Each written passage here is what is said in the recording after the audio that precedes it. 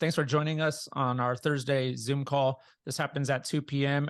Every Thursday. My name is Tony Ruiz. We're going to be talking about prepping the listing. Before we get into it, we've been talking a little bit. Does anybody have a win that they'd like to share, or maybe even something that they're struggling with and need help with?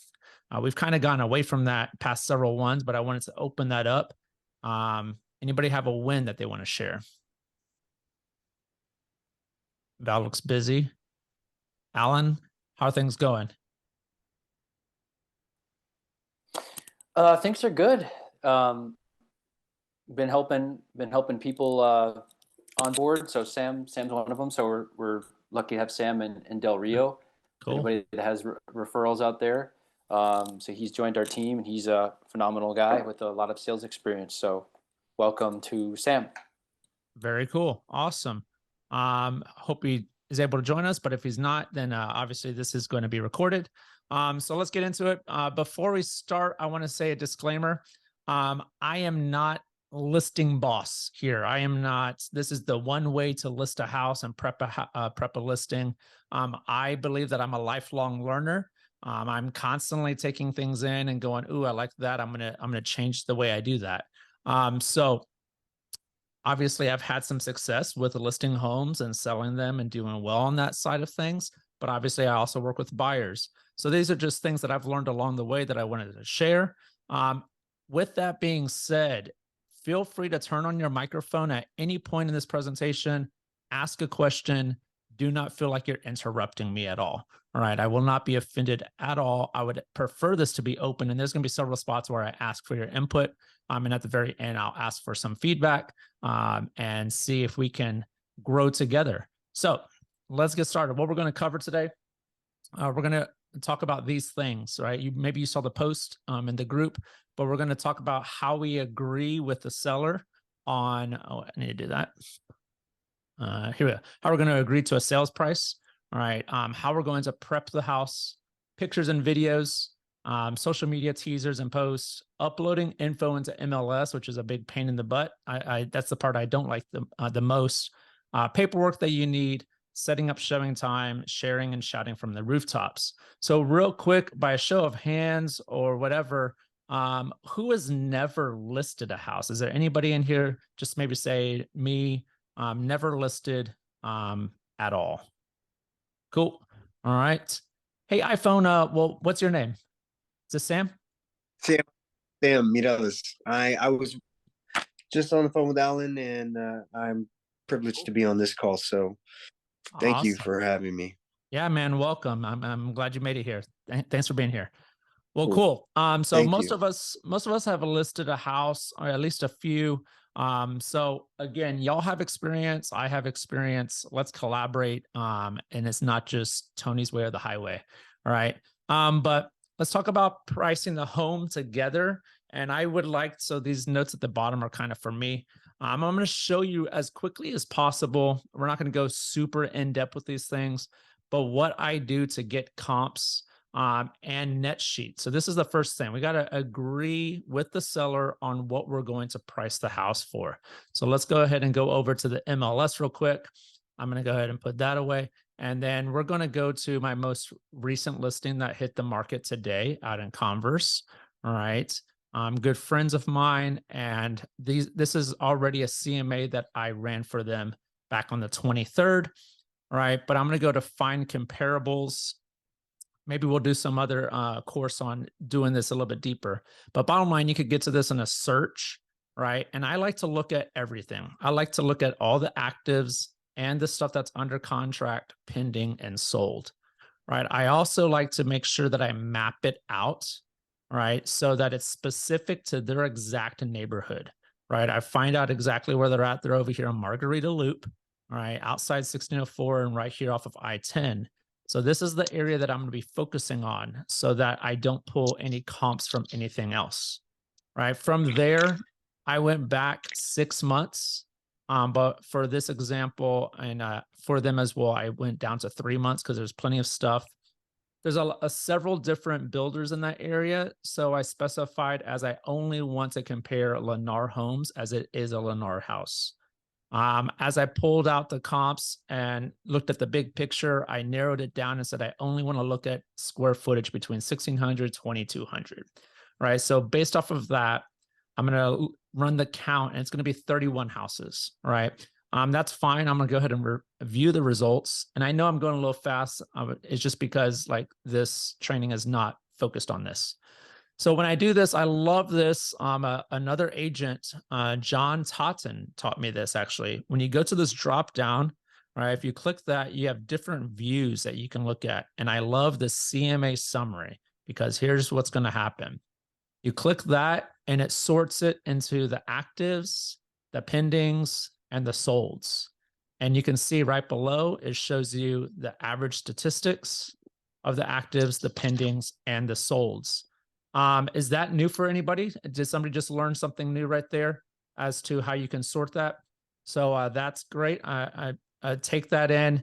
This is a great way. And I want to look at what's my competition doing, right? So as I look here, these are the houses that we're competing against. They're all active. And here's our little house that's new. We're right in the middle. And look at that. There's 3 other houses that are the exact same size. And we can look here, days on market, 180, 18, and 41. Okay, well, I'm not sure why this person's way up here if it's the same size house. All right. But here we go. Here's 315, 315. And the reason that we chose this was 312. Right. So I look at that real quick and just kind of get an idea of what that looks like as far as numbers. I also come down to the pending and go, okay, well, these are same size house, 1910. It was only on the market for 6 days and it was below 300. So maybe that's a price point that we want to shoot for. Obviously, we're trying to maximize what we can get. All right, here's another one that was pending on the exact same street that was listed at 320. Now the pending, we have no idea what they agreed to price-wise until it closes, right? So this is all just reference. I'm just looking at numbers at this point. And I am literally showing the seller all of this information side by side with them and showing them statistics in real time. All right. So that they understand that I'm not just picking out a number based off of my opinion. These are statistics that nobody can argue with. I come back down here to the solds and I go, okay, a lot of smaller houses have been selling and closed. Here's one for 1910 and look, it sold for 333. So man, that'd be awesome if we could sell for 333. But we look at it and it should say somewhere, it was 33 days on the market. Not too bad in this market. So from here, now that we kind of know the general numbers, I go in like, how the hell did this house sell for that much? So I'll literally click on the MLS number and I'll look at it. And immediately, because I've already like studied this, and that's why I'm going pretty quick, I go, oh, it's on a corner lot and it's literally 1/4 of an acre. Because its location in the neighborhood is just a much larger lot, almost 2 times the size of a normal lot in here. So I go, okay, well, let's take that off the list. All right, that's the unicorn in here, and that's why they sold for the most. But you see the other ones, the most expensive next one is 275. So we got a big gap in here. All right, that's why we kind of look at these pendings and go, okay, well, Margarita Loop is listed at 320. It was on the market for longer than we want to be on the market. Let's just take a quick look at that. All right. Okay. Similar. Okay. And then I quickly just kind of go through the pictures and go, okay. Yep. That's the same layout. Very similar. I think we have white cabinetry. The thing that I looked at is a lot of these houses are the same, but like the way that they've decorated the house looks cuter than this, in my opinion, right? So like they have, you know, draperies and all that stuff, and it looks nice, and a nice big table right here. So I think that plays into it. But again, we're trying to figure out, and then I'll simply go through here and try to find like the 3 or 4 most comparable properties to ours. And I'll go through them and go, is this house, in your opinion, not my opinion, in your opinion, is this house nicer, worse, or about the same as your house? And we'll go through there and they'll tell me, I think it's nicer. I think our house is nicer than that. I said, I would agree with that. So I think we are above this price point, and then we'll find one that's like, okay, that house is nicer than ours. Okay, we probably need to be below that price point. Right? Is everybody following me on this? I know I'm going really quick, but I sit down and just go, here's the houses, here's what they look like, here's the numbers. Math doesn't lie, right? So that's the whole general idea. And we come up with, in this case, we came up with, okay, well, our competition, God, I hate this bar at the top. I need to figure out how to move that. The competition is sitting here at 315. So let's see if we could go a little bit under and get some attention on our house, right? So that's why we went 312. We might even go a little bit lower than that.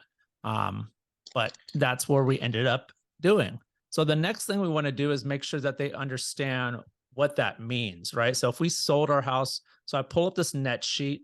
If anybody wants a copy of this net sheet, don't put it in the chat because I'm not going to go download those messages. Please just text me. I'll share my information here in a second. You can text me or email me and say, hey, can you send me that net sheet?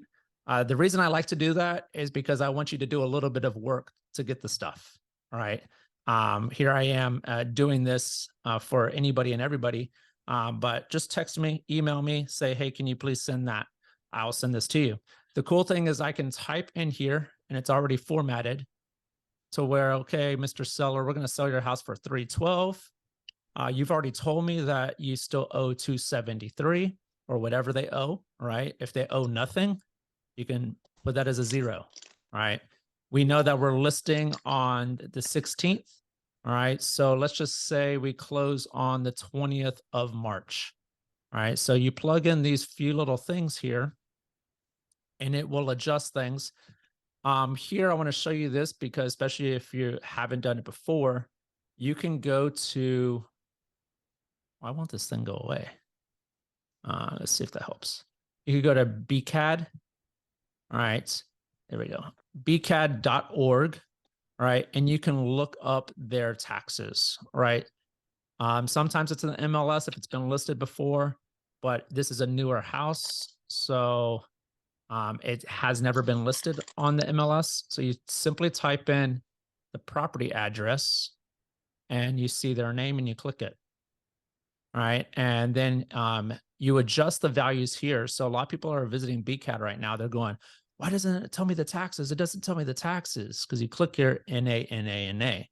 It's because it's on 2023 and they haven't been assessed. So just switch back to 2022. And then all of a sudden you go to tax jurisdiction right here. And here it is. Without exemptions, it's 6714. So that's the number I want to come back here and make sure that I've plugged in here. This number automatically adjusts on the proration based off of this date. All right. I ignore everything else in here. It's already set to 6% commission. This is how much it's going to be taken out. All right. And it spits out at the bottom, hey, Mr. Seller, this is how much you're going to walk away with if you sell your house today. All right. After all fees and stuff and done. All right. And what I like to do is present this as like, this is what we're going to sell for. This is how much you owe. These are your taxes. This is when we think we're going to close.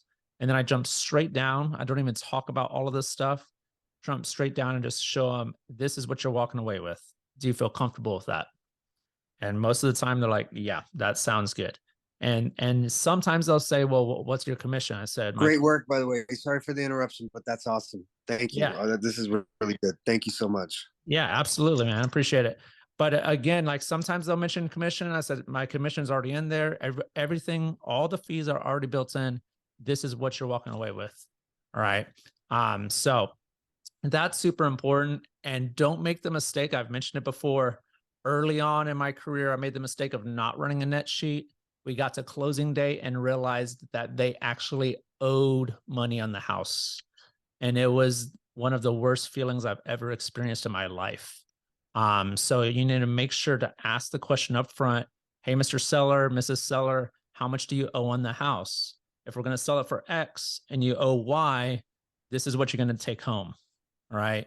And obviously, if it's a negative and you still owe too much, all right, then we need to probably consider renting it, right, before we move on and selling this house. So run your net sheet. If you want that, text me, email me, I can send it to you. Cool. Let's get back to our notes here. So we just talked about that, pricing the home together, show it to them, show them the net sheet, show them what they should be expecting. Now that we have a price, we're good to go. This is what we're doing. We got to make sure to prep the house. And I lean on this big time. Be honest with your client, right? Don't be the agent that promises the moon and only delivers, I don't know, bad analogy, but all right, just tell them, like, show them the numbers. This is what it's going to sell for. And then say, hey, don't be offended, but I'm going to walk around the house and point out things that buyers that I've worked with would comment or ask about. All right. And I would say, hey, it's dirty around the door, right? Right here, there's so much fingerprints and oils and nastiness. Can you touch up paint right there? Can you, hey, can you make sure that your vents are cleaned and dusted off, right? Some super simple little things like that. So just point out everything and be honest with them and tell them you've probably been in a model home before and you've probably seen beautiful houses on HGTV before. So they have a reference and go, your house needs to look like that. When we come and take pictures, it needs to look like a model home. It needs to be pristine, right? So get rid of all your junk, get rid of all the clutter.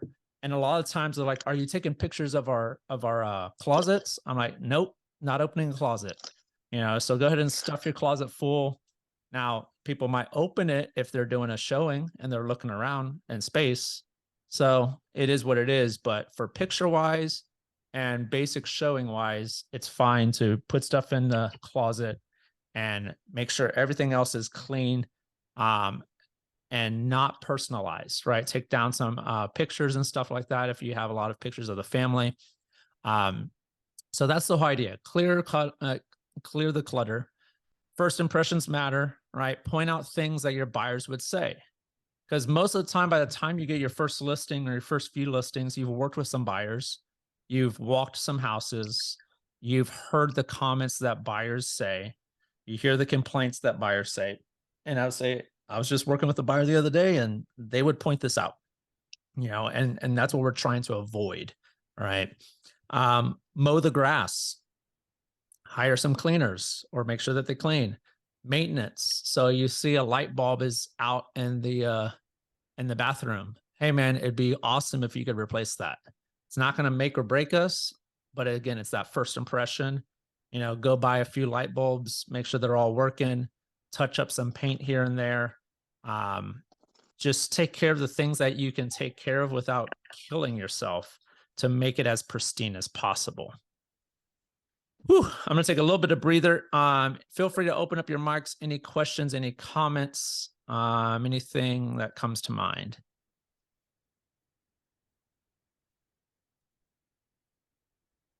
Cool. I'm going to move forward. Feel free to open your mic anytime. To stage or not to stage, I've done both, but most of the time people have some decent furniture.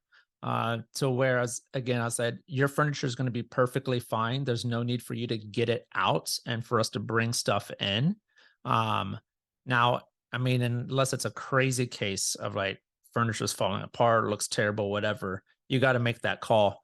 But most of the time it's just like, hey, just clean up and make the bed and it's going to be fine. Like it shows this is how the bed should look in this bedroom, etc. If it's an empty house, I've been lucky enough as one of my business partners has a few little light staging things that I've been able to use to stage an empty house, like put like a little blow up mattress in there, put a little painting on the wall, stuff like that. So I would probably recommend to do a light staging and at least a room or two if it's an empty house. But usually if somebody's living there, I'm like, no, man, just clean up and make the bed and put the dishes away. And we're going to be just fine. All right. Yeah, clear the countertops. Pictures and videos. I have used. Go ahead. Yes. Would you put the same effort into prepping a home that's going to go for a rental versus sale? So you are listing it as a rental, correct? Yes, sir. Yeah, I would. I'm actually getting ready to list a rental for my buddy. He's getting ready to move out. So I just told him the same thing. I was like, declutter, man. You're moving out of Mhm. state. Put stuff away, sell it. Make sure the furniture is nice and clean. So yeah, the less is more. All right. Mhm. But then there's that fine line of like, okay, you don't have anything in here. We got to put a chair in here, or something like that. And again, you Right. don't have to do every single room. It's okay to have like a couple empty rooms, but if you take care of a little bit of light staging in the living room, light staging in the kitchen, and like the master, all right, the secondary bedrooms is like, okay, it's an open room. But yeah, I Same can for I the chime in like too? touch-ups or paints or things like that. Would you also be as critical as the same? I would. It all depends on like, are you trying to get top dollar, and like, of course, everybody wants top dollar, right? Who doesn't want top dollar? Right. So it's like, would you personally want to rent this house if it was dirty? I kind of turn it on them. Right. And I go like, I Right. wouldn't want to move into a house that's dirty, So you should probably clean up a little bit. Val, you got something? Gotcha. I was just going to say from personal experience, I haven't listed any rentals, but I've helped some of my business partners with rentals and lightly staging it because I've got some stuff too. And it'd been sitting on the market. All of a sudden, we cleaned it up, put some air fresheners in there, and I staged it with my stuff. And I think it took less than 2 weeks. I think it was like about a week and a half, and it got picked up. So I think it's worth putting in a little bit more money and the effort to get it staged so that your stuff moves, because you just don't want anything sitting out there very long. But that's just my personal experience. Yeah, I would say so. And I mean, it kind of sucks to our rental commissions aren't super high, so it's like, don't go spend all of your rental commission on getting the house sold, but at the same time, take care of your client. Right. All right, take care of getting the deal done, because that client's going to hopefully refer you more business, which is going to lead to Right. more success. So yeah, Sometimes with the rental, they may not want to spend so much with prepping. yeah, for sure. Cool. Okay. Thank you. I would like to chime in on that. Also, I've been working with rentals, and for the amount of money and the pickiness of the landlords, they should put a little bit of effort into their rentals. Yeah. Because they're also sitting on the market for 100+ days too. Yeah, absolutely. So I've gone into so many rentals, and I have this preconceived notion when I show rentals that I'm like, all rentals suck.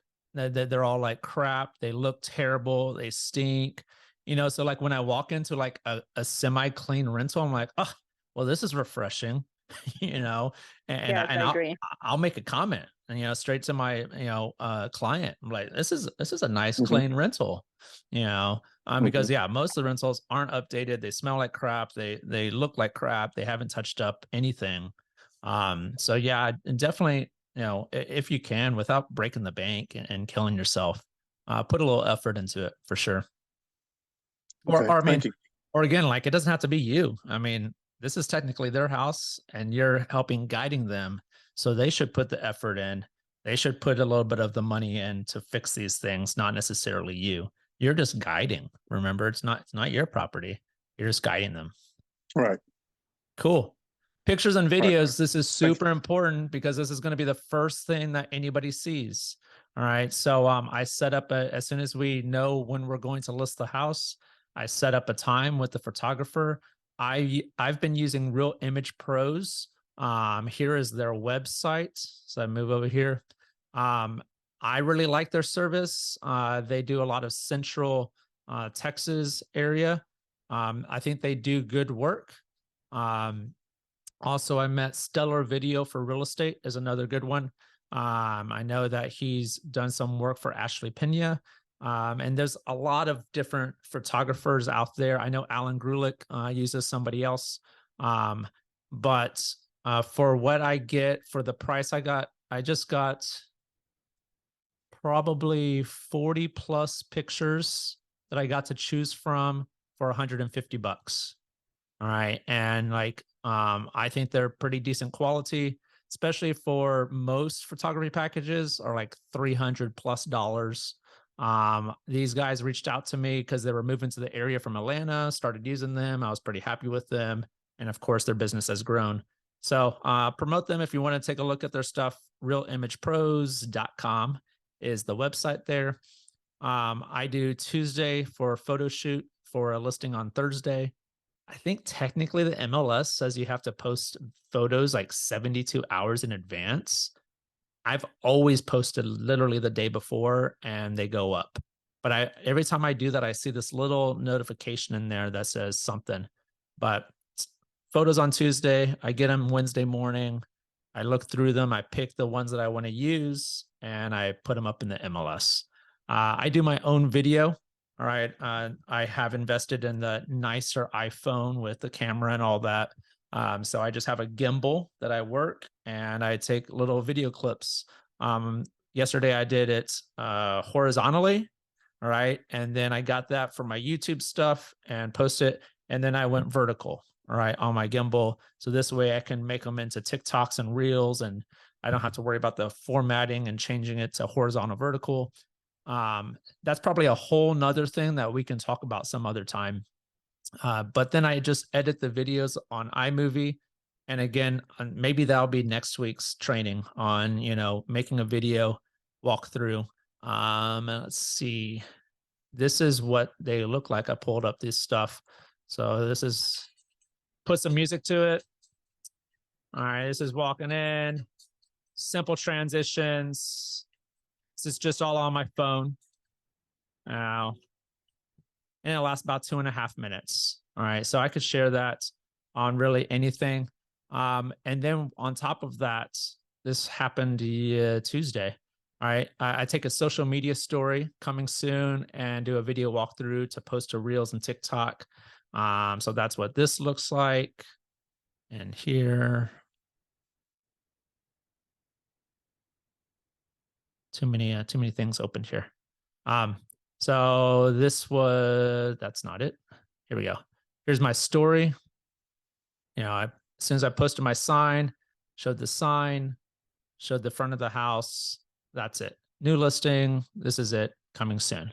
All right. And then, I've had realtors already reach out to me from that, asking for more information. I've had people like it, shared it, whatever. So that's super important. The video walkthroughs is something like this. So this was an open house that I went to on Saturday. All right. And I put some music to it. And it's just short clips. So I'll stand there and scan a room and stop it. And then I'll go to the next room and do the same thing. All right. Can y'all hear me okay when I play the music and talk? Yay, nay? Yeah. Okay. Cool. So this will be, I have some clips like this that I took the other day from the new listing that I'll post up here probably later today. And then maybe spread that out over several days and rinse and repeat. All right. So those are things that I would recommend you do just to get more exposure. We're about halfway through. I want to show you uploading info to MLS, but honestly, I don't know if we should get all the way into this just because there's quite a bit of steps. But let's see what it looks like. So when you go, okay, I got a new listing. I got my photos downloaded to my computer. I've picked the ones that I want to put on a listing. Now it's time to actually put the listing into the MLS so it can be spread out to the masses. All right, so you go to the front page and you go to listing and you have add new listing. All right, add new listing. Let's go ahead and play around with one. First step is you have to pick what type of house is it? Is it a multifamily? Is it a lot? Is it a condo? Most of the time, it's probably single residential. All right, you have to pick, is it a general listing or is it a private listing? 99% of the time, it's probably going to be a general. All right, let's see. Let's pull up, I guess, my house. It probably won't even auto-populate. So older homes would auto-populate in here. Let's see what happens here. You have to select the county as Bear, and I bet you it doesn't. No, of course. So it's not in the tax records. If it's an older home and it's been in the tax record for a few years, it will pop up here and you would click it. Somebody that lives in a house that's more than like 5 years old, does anybody mind sharing their address? 143 One Algerita, ALGERITA, ALG ALGERITA Drive. Drive. Let's try this one. I think it's because I have, hold on one second. I think it's because you're not supposed to put drive in. Don't put drive. Yeah. There it is. So it She's usually old, pops. so she's there. So yeah, you literally just check that one off. Yep, that's the one. That's the owner. Cool. And you click next.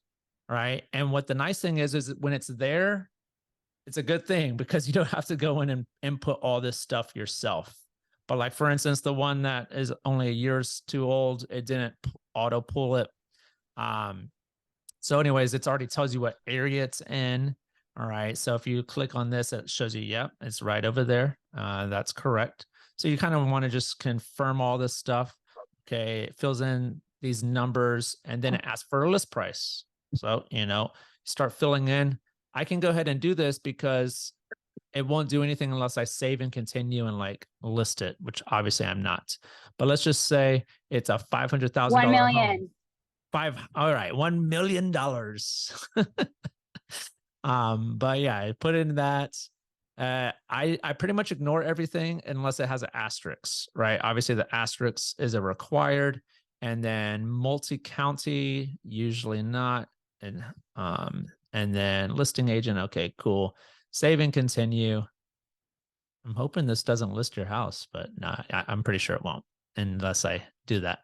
But then it has all these tabs. So again, for the sake of time, I'm just going to quickly through this. I'm not going to go down each one, but here's the basic information that we just entered. And then for instance, type, it's single family. It's not a manufactured home. You click that, it populates in there. It's already pulled the block and lot information from BCAD. But if it didn't, you would just look up the house on BCAD and enter that information. It tells you the subdivision. It tells you that you need to fill this one in as a subdivision. So you probably type that in here, Sleepy Cove. Let's see if that pulls up. So you type in there, narrow it down. It's probably named something else. But again, you would go find that. Sometimes I'll tell you this, here's a little trick.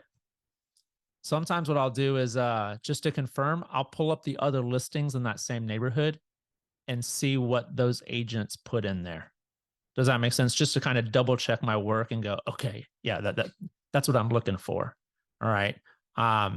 So then the legal description's usually pulled, instructions and directions. I literally pull this up on my Google map and I type in the address and hit directions. And I pretty much type in, okay, you're going to turn on Huebner on the left and you're going to take a right on Rocky Oak and you're going to take a left on Blueberry Hill.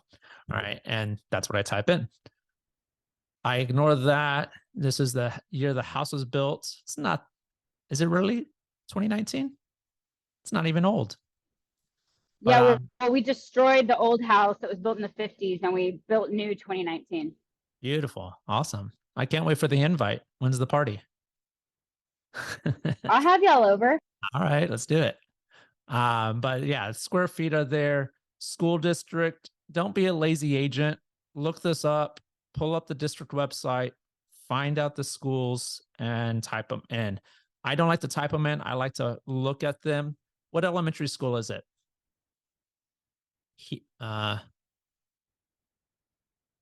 Val?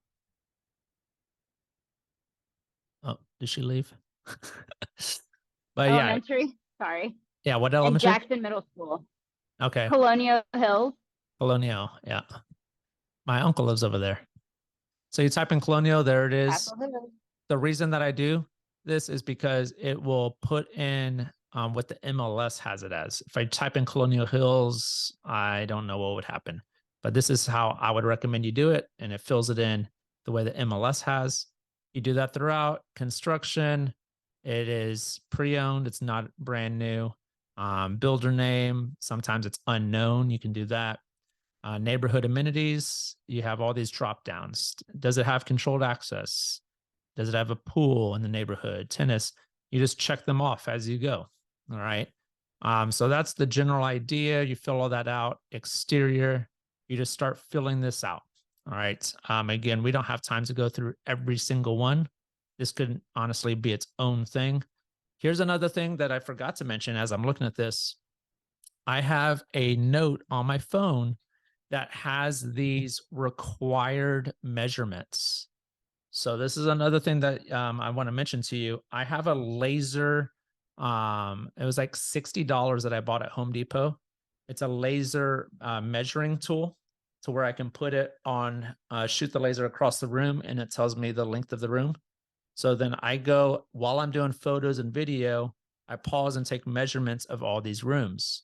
So you can see on here, the ones that are required are the master bedroom, the closet size. All right. You need the kitchen size. You need to measure the length and the width, master bedroom size, bedroom 2, bedroom 3, etc. You can obviously fill out more. The more you can fill out, probably the better. Right. But so you want to make sure that you're getting measurements, because I've done this before too. The listings across town, I didn't take the measurements. I'm like, shit, I got to go back and take the measurements. I should have done it when I was there. So things to think about as you go forward. Down here are your remarks.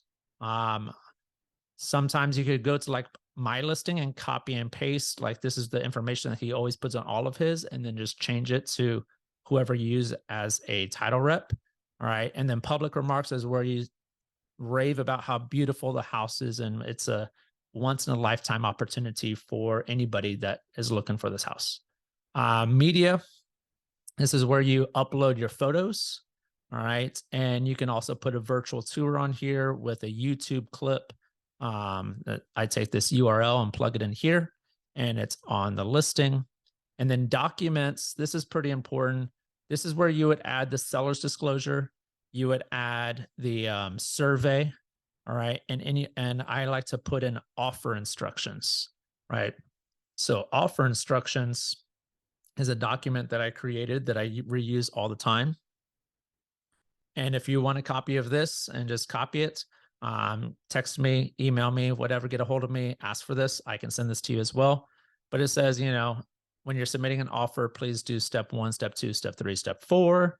This is my information that you should fill out on the offer. And here's the title company's information who we're using. All right. Submit all offers to this email and call this number to let me know it's on its way. So it's all this type of information. I like to put that on there as well and reference that. Right. Again, I know I'm going really fast. If you need help with any of this stuff, I'd be happy to go over it at some point with you. So once you fill out all those little things, you go over here, and you don't have to do this in one sitting. You can save it as a draft and come back. All right. But you hit save and continue. If you made any mistakes or didn't fill out something properly, it'll tell you to correct it. And then once you've corrected everything, then it'll say save and add MLS number. And once you hit that button, it is officially live in the MLS, and you have an actual MLS number, right? So that's a quick overview of the process of uploading. All right. The paperwork needed, let me show you that real quick. It's not as much, and I knew it was going to kick me out. Let me just log in here real quick. Of course, something went wrong. Seriously. All of these logins failed me. 15 minutes to finish this out. Let's see how quickly I could do it. All right. Getting into SkySlope here. This is where we do all of our signatures and forms. So in here, this is my most recent listing. These are the forms that you need for a listing, right? And when I have a newer agent that comes on board with us, I help them set up their templates. So you need the listing agreement, you need the seller's disclosure, wire fraud, disclosure of relationship, T47, IABS, and the ABA. Again, we won't get too deep into this. I just want to give you a quick overview. But bottom line is these are the forms that like, okay, I need to send this one. I need to send this one, wire fraud. The T47 is something that you send to them and they have to print this off and get it notarized. Pretty much take it to somebody that would notarize it for them and say, nothing has changed on this survey. It is correct. All right. But you want to attach this with the survey and have that available on your listing. And you would send in your IABS and your ABA. All right. So yeah, I would click those and I would go in here and I would fill out this information that, fill all this out. Again, this is another class that we could talk about how to fill these out properly. Right. But these are the main things that you would do. And you go down every single one. And I would prep for signature. And I would tell them this is whatever you want to call this listing agreement. All right. And these 3 people need to sign it. And then I would go in here and make sure that it auto populates the signatures where they belong. So it has all the stuff that I filled in and bam, there's the assigned signatures. I just scroll down and double check that everything's where it's supposed to be. All right. And then once it's all confirmed, then I would go ahead and just click send and it would email my clients these documents for their electronic signature. All right. So those are survey, T47, seller's disclosure. Those are some of the key ones that you want to make sure that you are taking care of up front. Because technically you want that seller's disclosure in hand before the listing goes live so you can attach it to the listing. Now you can still list it without it, but technically they will want that, I think usually within 3 days or less of going under contract. So just get that going, seller's disclosure, survey, T47, take care of that stuff. Set up showing time, all right. Showing time is right here. When you go to showingtime.com, all right, you will log in and then it will look like this. And if you come over here to listings, all right, you can get a list. Of course, kicked me out. You'll get a list of your listings and you can go in here and change things. So I find my listing, I click on it. And you can come in here and change any requirements for the listing. The most important thing you want to ask your client is, number one, are y'all going to continue to live here? If so, I would recommend appointment required. If it's a vacant house, I would highly recommend go and show. All right, to where somebody can just request it and immediately have access to the house at any moment. The appointment required makes one of us, they can request it, and then we have to confirm the appointment. Most of this stuff is automatically filled in for you, but you just want to double check it. Is this a listing agent accompanied showing, meaning that you, the listing agent, is going to show up for each showing? No, I'm not doing that. All right. Request feedback, properties occupied. I added my owner to where they will get a text message when a request has come in and they can confirm the appointments as well as me. All right, so that's nice. Keeps them in the loop of what's going on. You allow inspections and walkthroughs and appraisals. Allow real-time availability. Lead time. We don't necessarily need lead time, but we would like a suggested 1 hour. So these are just some drop downs that you can change. Type in the code. All right, and all that information. So that's how that's at. And then it just says up here, save information, and it's set in showing time. So that way, when people pull it up, agents pull it up, they can request on showing time and get approval and go show the house.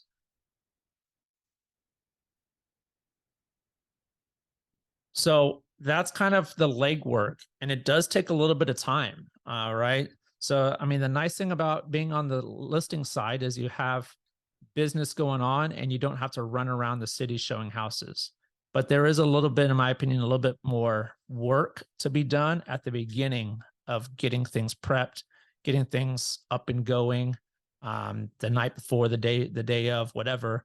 Once it's up and going and it's live, I recommend that you try to shout it out. So this is a list that I like to use, put on my social media, right? Facebook, Instagram, TikTok, YouTube, email the new listings to my database. My weekly email included my new listing yesterday. You can text your database, you can talk to agents, like I'm texting or talk to you guys. Does anybody have a buyer?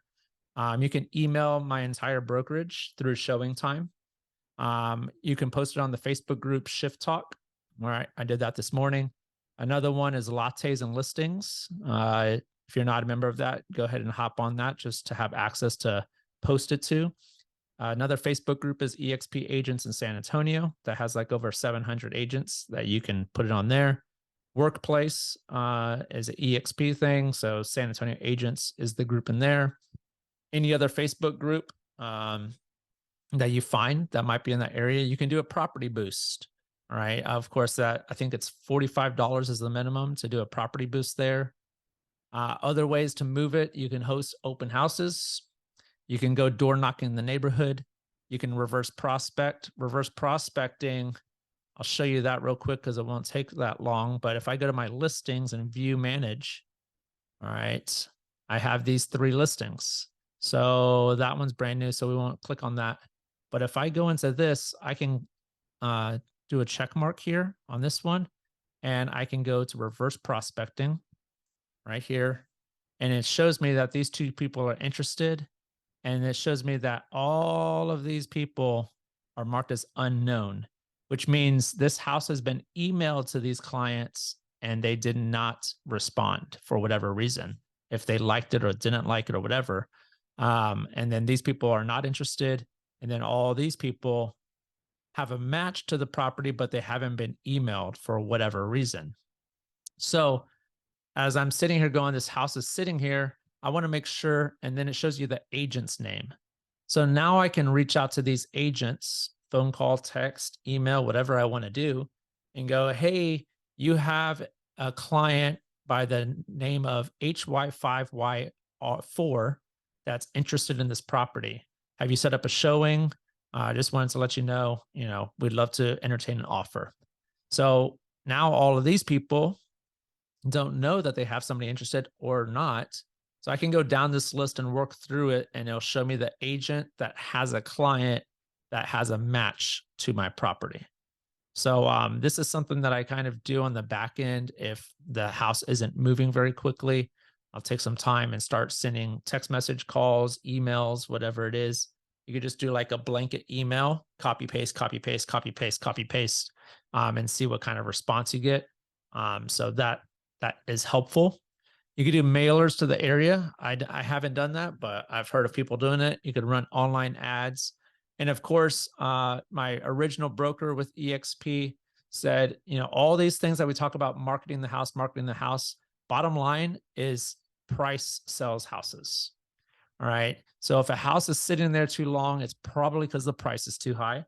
All right. And then obviously you need to have an idea of when and how much you are going to make a price adjustment to move that house. I talked a whole lot.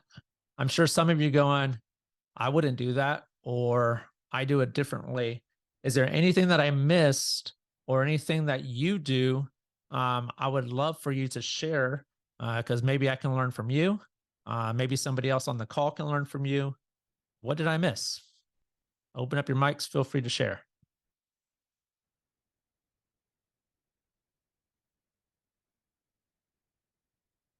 I think that was pretty thorough. I only had a comment, which was, I did it the other day. I did reverse prospecting. I told Tony about this, that I just was like copy paste, sending out to everybody. And I had somebody come back. I was just like on fire. I was sending out 100 emails in like a minute. Yeah. And I had somebody reach back out and they were like, cease and desist. This is the 3rd attempt. Well, it all happened within 2 seconds because I was just going, go, send.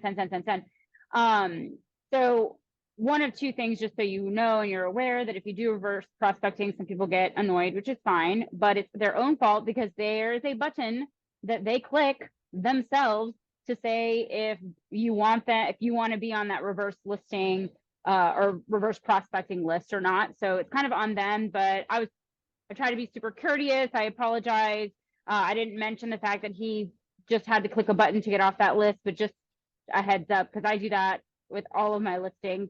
Even if they haven't been sitting for a while, I reverse prospect and, get after it because I want it off the MLS as quickly as possible. So Yeah, no, absolutely. And just remove them from your list and go, I don't want to work with you either. So see ya.